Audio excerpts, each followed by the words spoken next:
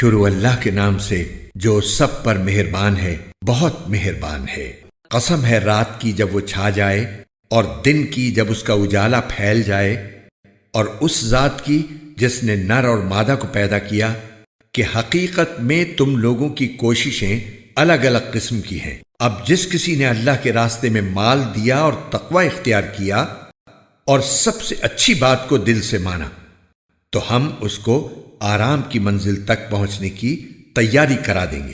رہا وہ شخص جس نے بخل سے کام لیا اور اللہ سے بے نیازی اختیار کی اور سب سے اچھی بات کو جھٹلایا، تو ہم اس کو تکلیف کی منزل تک پہنچنے کی تیاری کرا دیں گے۔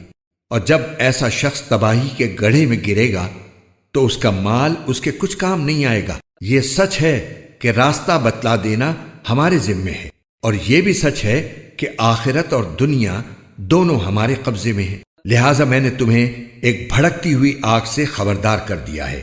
اس آگ میں کوئی اور نہیں، وہی بدبخت داخل ہوگا جس نے حق کو جھٹلایا اور منہ موڑا، اور اس سے ایسے پرہیزگار شخص کو دور رکھا جائے گا جو اپنا مال پاکیزگی حاصل کرنے کے لیے اللہ کے راستے میں دیتا ہے، حالانکہ اس پر کسی کا کوئی احسان نہیں تھا جس کا بدلہ دیا جاتا۔